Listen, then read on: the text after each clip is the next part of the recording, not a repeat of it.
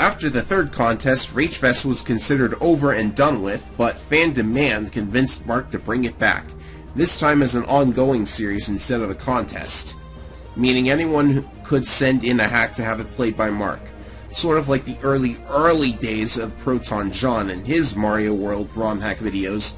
Unfortunately, Ragefest Gaiden lasted for all of 3 videos because the submissions played were of such disgustingly low quality that Mark eventually got sick of it and ended the series right then, before I even had a chance to make one myself, making this the only Ragefest series I'm not actually in. Makes me very sad. I wanted to be in every contest.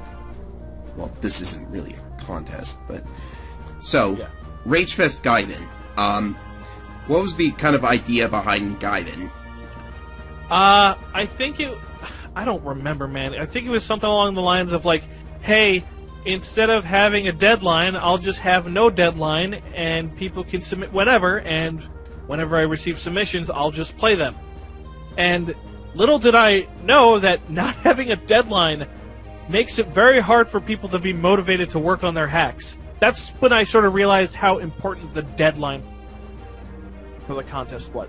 You know, I think if you look at it at face value, like, oh, a deadline, there's a limited amount of time that I can do this, that would, like, you'd think that'd make it harder to get submissions, because now, aside from people making the submission, now they have like a specific time frame they need to get it in. But actually, it makes people more motivated to make submissions, because they're like, oh, I have this deadline, if I want Mark to play my submission, I have to reach this. And so they'll fucking hustle and get that shit in. They'll submit that form.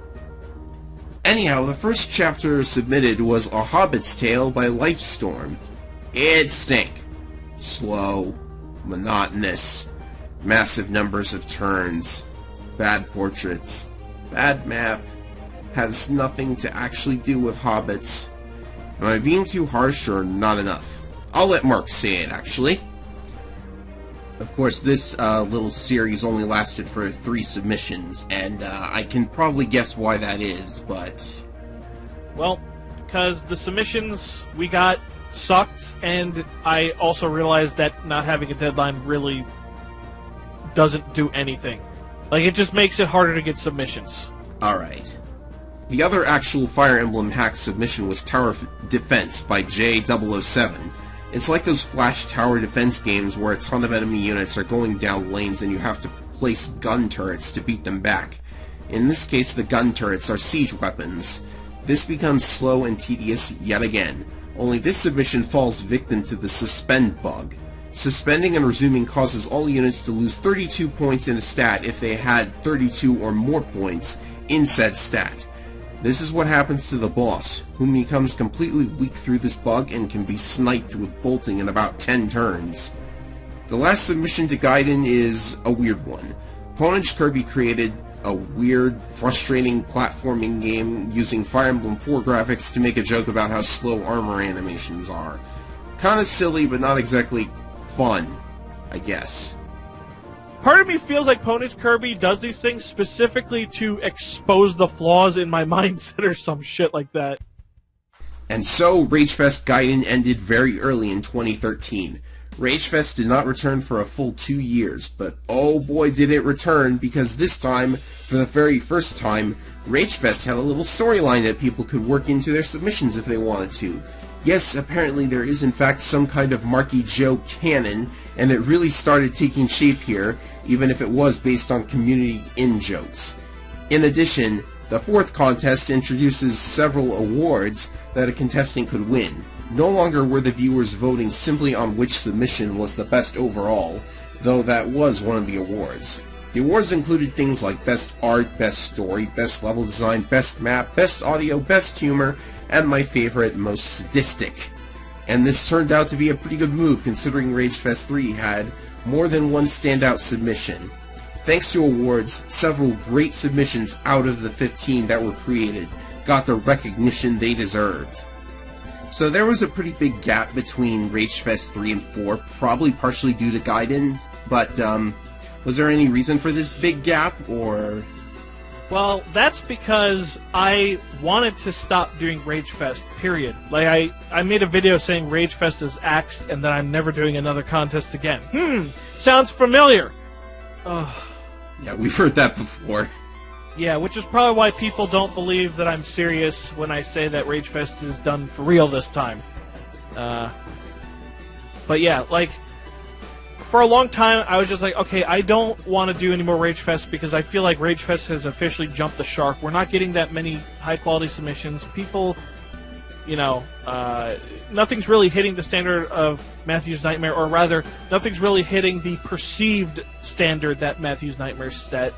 So I was just like, alright, let's do something else. So I did other shit. I did playthroughs of other things, like Fire Emblem 3. I did a playthrough of like a couple Castlevania games, I think. Maybe a couple Mugen videos here and there. And then eventually I was just like, you know what? Fuck it. Ragefest 4. Of course, that didn't stop 2 disqualifications from occurring, so let's start with those. Punish Kirby created F***-exe as a sequel to F.exe. This was disqualified for using FEXNA, an in-development engine by BWD Yeti. That was not yet available to the public, but Mark still saw fit to play it and show it off. At least as far as he could. Turns out the chapter is too cryptic and trial and error. It's a trippy chapter, though. The graphics are half GBA, half DS, the music is pure insanity. This is the most gloriously awful thing I've ever seen. Sucks that it might never get a public release. On second thought, the dialogue makes me look like a huge dick, so maybe that's for the best. And Ragefest 4 ends with F***-exe. The one submission where that was so frustrating, so infuriating and unenjoyable to play, and so lengthy, that I actually said, you know what, maybe this doesn't break any rules, because Ponish Kirby, again, she was playing with the fucking rules, like trying to find loopholes in them. Maybe it doesn't break any rules. Maybe it does. Either way, I cannot bring myself to finish this submission, or else we'll never see me play anything else ever again. It was just that level of, like, pure frustration, and that, I feel like F***-exe had a very strong impact on Ragefest 5 as a result. Like, it definitely, I had to basically fucking rework the entire rules, specifically because of F***-exe. The other disqualified submission, this time for being crappy and luck-reliant, is Mark's Precious by FDR Star. Of course, being disqualified for high difficulty didn't stop it from leaving a mark, pun intended, on the community, as everyone out there is wondering just what Mark's Precious actually is. To this day, we're still not sure. Mark's Precious by FDR Star. Holy fuck! This submission was terrible, but it has quite the legacy because of the ending, where they don't reveal what Mark's Precious is. This fucking submission influenced Mark's Precious Revenge, Mark's More Precious, and Mark's Precious also showed up in other submissions, such as Tactical Nonsense. So, even though this submission wasn't great, I think it has quite a legacy for it. Anyhow, let's cover the other 2 FEXP submissions. First up is Angel of Darkness by Lord Wolfram. It's not that remarkable, but it did generate a lot of memes. That means it must have been a little funny. Maybe. Significantly less unremarkable, and in fact completely goofy and insane, is Avraxis' Tale of Pert, starring Pert Agonist and Deuteragonist as they stop a pack of squeaky rubber duck dragons from eating all their bread. No, really, every word in that sentence was completely serious. Furthermore, the amazing animations and portraits gave it every graphic-related award there is. Of course, graphics aren't necessarily something a contestant puts a ton of effort into, but that effort is certainly appreciated here. And this submission goes on to inspire a lot more Ragefest-related works. Ladies and gentlemen. Alright. I'm just gonna let this play for a little bit.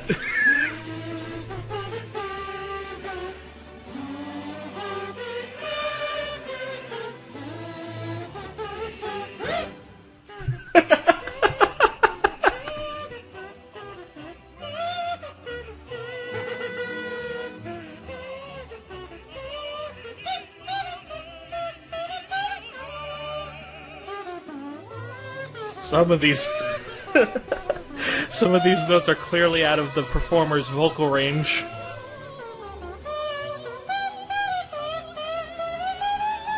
Like that part. Oh my god. I'm gonna let this go. I'm gonna keep letting it go. Let's see, Tale of Pert, obviously, another great submission. Great writing. Gameplay is kind of but whatever. It's FEXP, and Avraxis, for some reason, just unfortunately seems to struggle with level design a lot more than Pert does, seemingly. So, to start, what gave you the motivation to enter Ragefest? I had seen a few videos from Marky Joe leading up to Ragefest 4. I hadn't been like a subscriber or a long-time follower. I wasn't too aware of like the history behind Ragefest, but just seeing some of the submissions, I knew I wanted to be part of it. So what gave you the ideas for your submission, Tale of Pert? That was really, actually, in a way, it was its own Rust project too. Because I did it in the...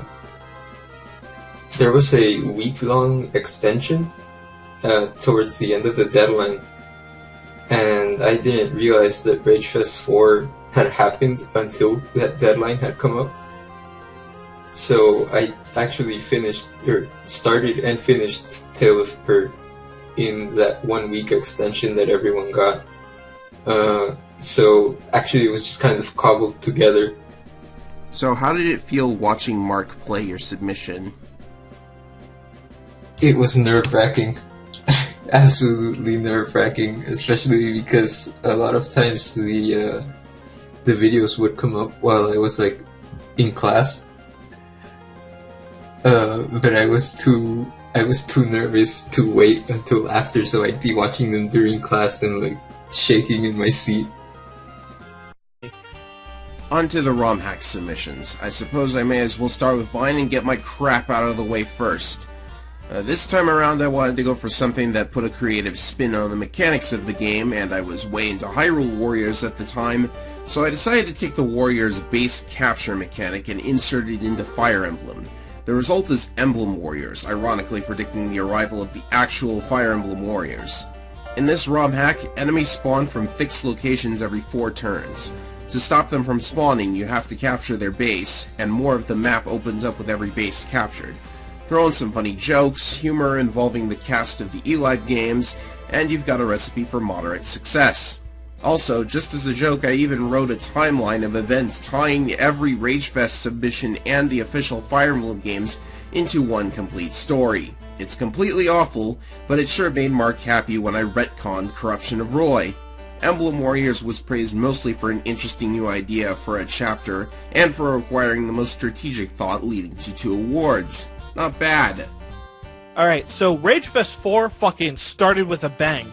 You, Ephraim225, you came back with a fucking vengeance with Emblem Warriors, which is a fantastic submission.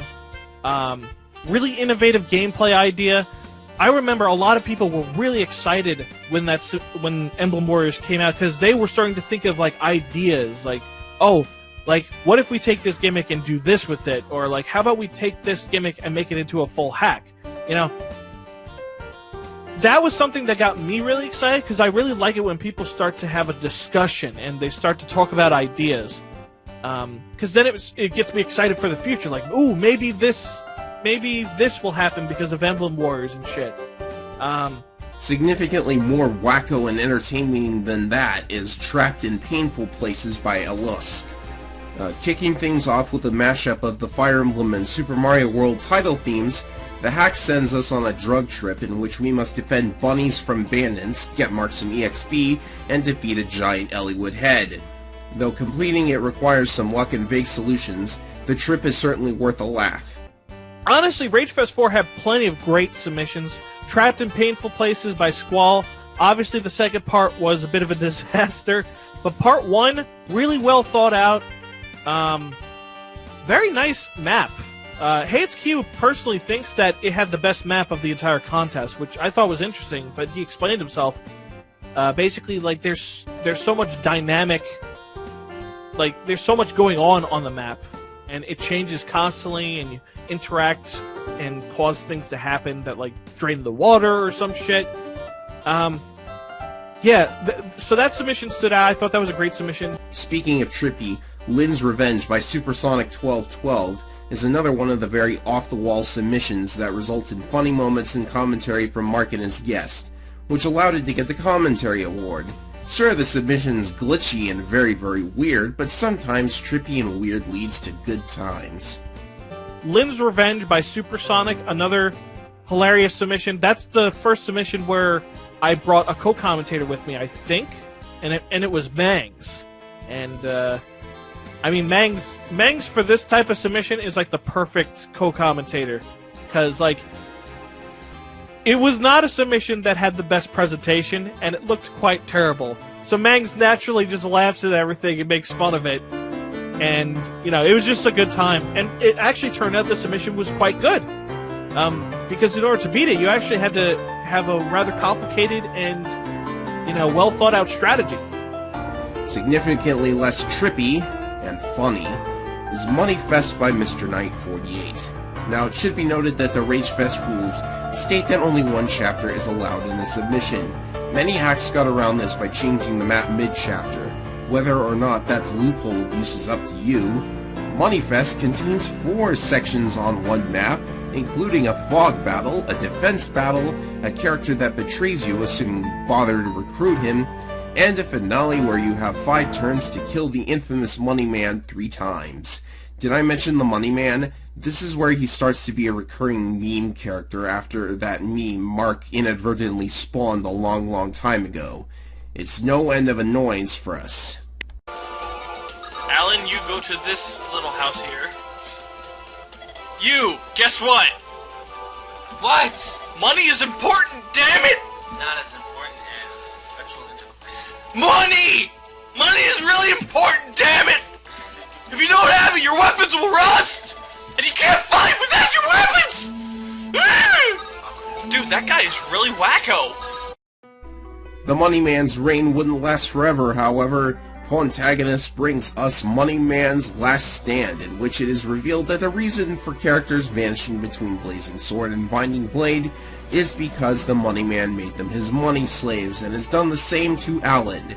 Alan must save his horse and kill the Money Man to end his money-mongering once and for all. This map is a bit of a puzzle.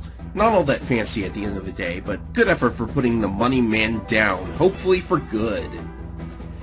You got Money Man's Last Stand by Pontagonist. That submission kind of spawned the idea that the Money Man was like a fucking practitioner of dark magic, and that helped inspire the banner for Ragefest 5, where Avraxis drew the Money Man in like a hooded outfit, kind of like how he was in Money Man's Last Stand. So what gave you the idea for the whole Money Man's Last Stand thing? Well, I thought Money Man was funny. So, I mean, for the plot, I'm really bad at writing. So, I mean, obviously it's a very unoriginal idea. I thought I'd just kind of like bandwagon on the Money Man thing. It was pretty new to me. Yeah, I mean, a lot of people in Ragefest 4 use Money Man. So it was super unoriginal.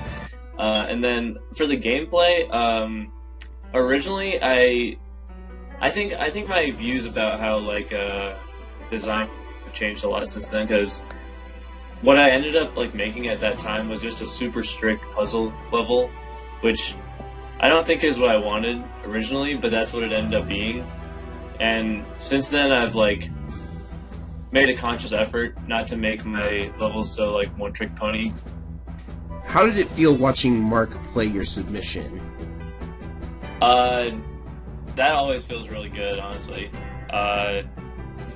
Even though he was pretty critical of it, at least that submission, I honestly didn't mind, because like it's not like I really had a name. I don't really have a name still in the community like that much beyond Ragefest, so I don't really mind if people are super critical. I had an entry in Gast's Make a Fun Chapter contest a little later on, and that one was just an absolute train wreck. And honestly, I didn't really mind because I didn't really have anything at stake, and I still really don't. So, yeah. So, let's see. I don't really read YouTube comments on Mark's videos a lot, but how do you feel about your submission's reception from the viewers? Are you just talking about Money Man's Last Stand? Yeah, Money Man's Last Stand. So I feel like a lot of the comments were like mainly about the memes, which is fine. There were a few comments that were like, "Oh my god, this is the greatest thing ever," which honestly, looking back on it, I definitely think those were a little overhyped. But the majority were just like took it as it was. It was just a puzzle submission with a bunch of shitty memes. So the reception for that one, I'd say, was definitely expected. But not all submissions are created equal. Arrow in the Wind by Baldric is difficult to describe because it is not publicly available, but based on Mark's video, we can see that it is largely one overly long puzzle involving evading a bunch of dragons in exactly the right way. That one came and went, honestly. But Array of Randomness by Blade Hero 22 is a sight to behold.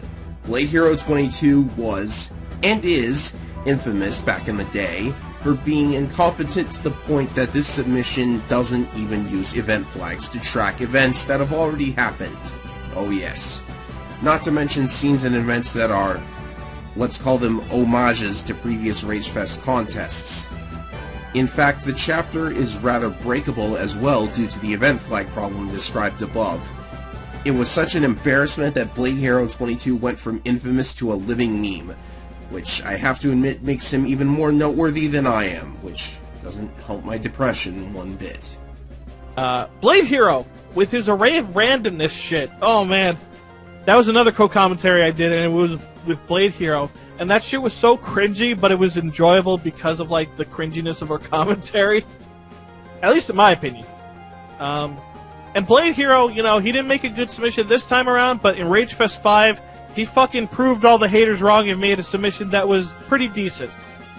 Definitely overwritten, and the flaws are clear, but, like, I enjoyed the hell out of it. So, Ragefest 4, you created Array of Randomness. What gave you the idea for this submission?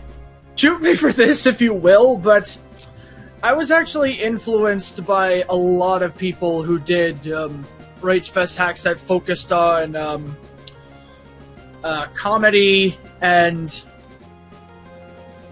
did comedic timing rather well, in which I more than likely could not. I will admit I was cringe back then, because my first Ragefest submission was just a shitload of derivatives and taking reference ideas from other people's submissions, which is frowned upon. Alright, so you did commentary on your own submission while Mark was playing it. How was that experience? Was it enjoyable to do it with him? Enjoyable in the sense that I got to do co-commentary with someone I enjoyed watching, which is quite the tale, but I'm not going to get into that. How did you feel about the public's reception to Array of Randomness? I felt it was, at first I felt it was, why are these people so sour about my submission? Like, did they hate it that much, or did they just hate it because I made it? Or I wasn't really too big on it, how it turned out at first, but as I looked back on it, I realized, okay, I really was that bad back then. So where it wound up deserved that spot. But like you said, we all have to start somewhere, and I guess you could say that was my starting point. Fortunately, if I had to pick out which submission I liked the least, it's not his, it's Distortion by DH Ninja. I'm going to be harsh in this one because I have to. There's not much in the way of positives this time. Distortion features a simple map with a few choices you can make about what units to use. Then you just have to kill the boss. Unfortunately, this submission is inexplicably glitched. If the enemy bishop decides to heal somebody, the game resets. I don't know how, I just prefer not to leave any enemy with too much health. Of course, if you have a longbow user, you can just shoot out the boss and hope that his health doesn't reach the point where the enemy tries to heal them and trigger the glitch. Yeah. Moving on. One submission that I thought stood out nicely was Ender Slicer's Escape by Random Swordmaster. One reason for this is because it stars Mark's family, who do appear in his videos on occasion. Ender Slicer, aka Dylan Goldstein, is Mark's little brother, and is known mainly for closing the door. This submission pits him against Evil Eggo Waffle, aka Anthony Goldstein, aka Mark's older brother. In this submission, Dylan must make his way through a puzzle map that actually utilizes some of the lesser-known quirks of the Fire Emblem engine rather well. I had no idea before playing this one that if you attacked an enemy while sitting on a space affected by the torch staff, you could move again after the attack. Of course, if you don't know that this chapter is impossible, you have to make very specific moves and have just enough time to win. Still, this submission made for a very interesting map to see played in full. How did the whole thing of Ragefest 4 go in your opinion? I think Ragefest 4 went superbly. Ragefest 4 and Ragefest 5, in my opinion, are the best contests we've had. We had tons of really cool submissions, and the ones that weren't quite good still had something interesting about them. Like, even the ones like, for example, Random Swordmaster's submission, Ender Slicer's Escape. It's not going to win any awards or anything, because it's just a single chapter and it's a rather simplistic design with not much writing or anything. But what made it... But even despite that, it still stood out because it had an interesting idea. It's like, take the torch glitch and use it to beat this chapter. And every submission that wasn't, like, superb, like, hit that mark. It did something to stand out. So Ragefest 4, as far as I'm concerned, was a huge success. And it's also the first contest where I fucking got red-pilled and realized, hey, Matthew's Nightmare has not aged well. I think Ragefest Revengeance is the new best Fire Emblem hack Ragefest submission. See, speaking of Ender Slicer's Escape, that's the first and pretty much the only submission to feature your brothers. So, like, how's that for you? I was happy that people were, like, starting to get in on some of the inside jokes between my siblings. So, I mean, that just made me happy, you know? the fact that it's a submission about Ender Slicer trying to beat Evil Egg Waffle and Super Smash Brothers, which, by the way, nowadays, Ender Slicer fucking schools him in Smash Bros. Oh, that's good to hear. So, you fucking way to go, Random Swordmaster. I think your submission gave my little brother the energy and power he needed in order to finally get good enough to beat the shit out of my older brother. My junior year of high school, I often watched screenshot Let's Plays of hacks on Serene's Forest. And one of the LPers I was watching encountered a very peculiar glitch in one of his games where I was playing where a unit that was mounted after killing another enemy unit on a tile that a torch staff had been used on, he would be able to canto afterwards, and he mentioned that it would be neat to see that in a Ragefest hack. So I had that idea written down and just patiently waited for when I had the time and opportunity to make it work. And the result is, well, Ender Slicer's Escape. Honestly, the reception was what I expected. I never really expected my submission to be all that popular, or like I expected it to win any awards aside from maybe Innovator, but other submissions did that better. I mostly just wanted to like just show people like, hey, you can try experimenting with neat little tricks like this. And from what it seems, it did have like some sort of inspirational effect on some people, like namely Avaraxis. The inspiration, I believe, was back when Marky Joe was still doing things on IRC servers, and before he started his Discord server, I just randomly asked around for ideas. I asked Mark to ask Ender Slicer who he wanted to be, and yeah, it wasn't really anything I put a lot of thought into. It was just something I came up with for the sake of putting into the hack to give it some semblance of a story. The last two submissions left to cover are both a real treat. Title here is a collaboration by Ash Greenwell, I hope I'm saying it right, and General Syraxis, and it takes the Mark trolling to new heights by allowing the player to choose between Sophia and Racin, both of whom are favorites of Mark. Whoever you don't choose is killed, and the other has all their hair shaved off. I guess Syraxis thinks these two are the daughters of Samson or something, the biblical Samson, not the Achaea Samson. Even more bizarre is that there are fake chests. They are instead painted images on the floor. If it casts a shadow, it's a real chest. And the boss so happens to be surrounded by, get this, double fire pillar traps. 20 damage if you're sitting on one at the end of a turn. Thieves can't even disarm both in one turn. This is some devious stuff. And now, the final submission of Ragefest 4 and the all-around winner of the overall contest. Ladies and gentlemen, boys and girls, put your hands together for Hades Kyo and their submission, Ragefest Revengeance. This submission starts with a mildly annoying segment where Lynn and Mark must kill the boss. Lynn's the only one who can fight naturally, and trying to hide on the pillars results in strong enemies spawning. Take that, you pillar abuser. This opening section is kind of boring in an intentional manner so that the contrast between this and what comes after really shine. Because once you clear this, all of a sudden, music ported from Castlevania Aria of Sorrow kicks in and a new, much bigger map with a bigger objective starts. Now you must defeat Evil Lyn, who appeared in an older hack by Mark. From there, it's fairly normal Fire Emblem gameplay for a while, and considering everything else Ragefest has thrown at Mark, that's a breath of fresh air.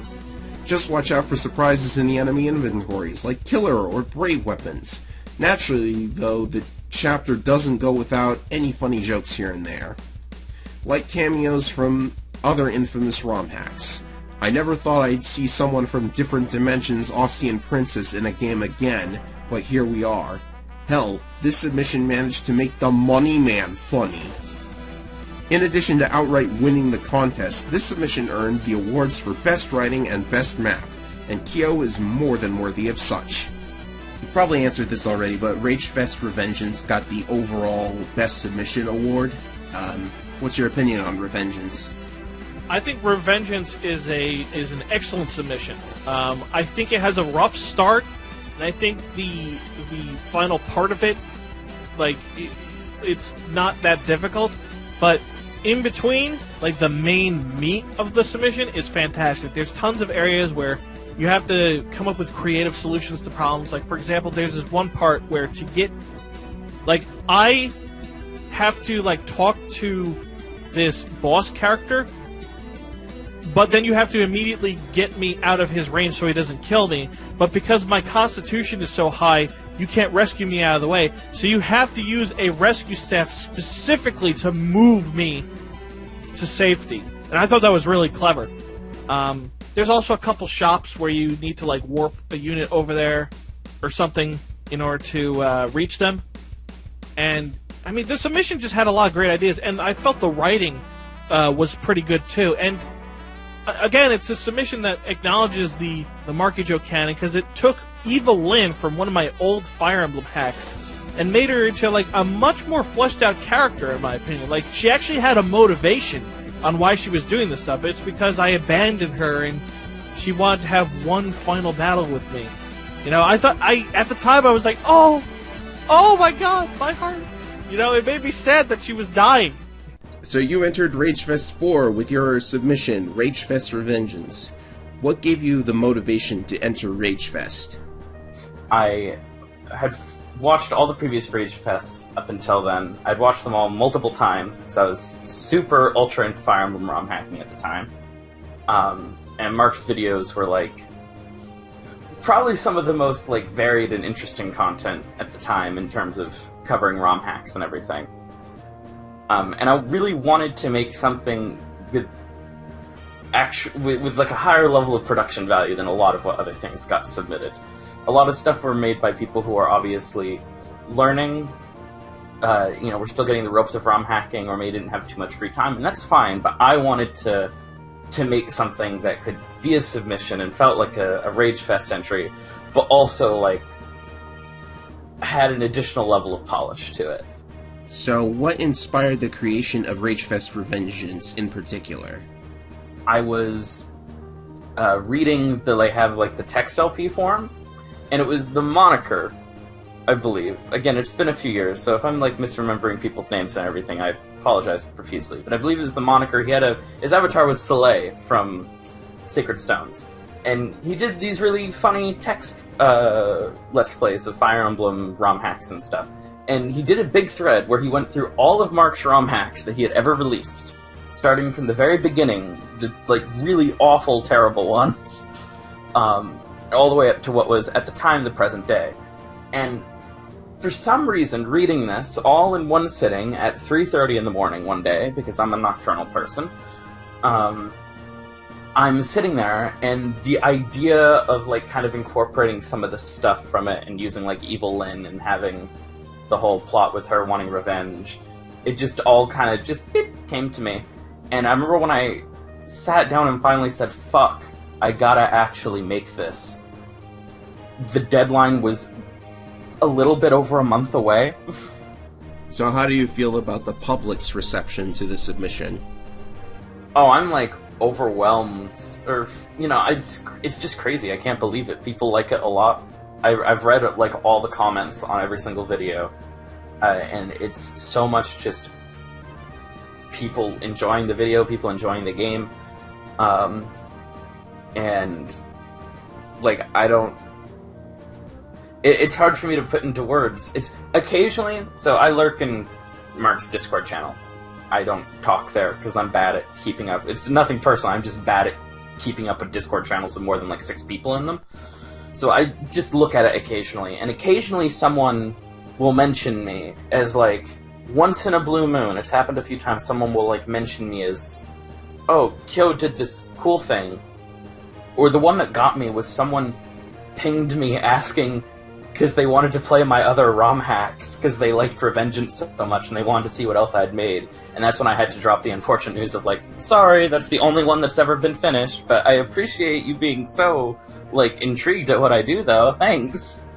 But it's just kind of I hate using the word fans, because that feels very masturbatory. I don't like saying, oh, I have fans. I'm an e-celebrity because I made a Fire Emblem ROM hack. Yeah, give me e-cred. Follow me on Twitter. But there are people who have apparently been oh, hey, it's Kyo guy. He made Ragefest Revengeance. Let's see what other crazy things he's made.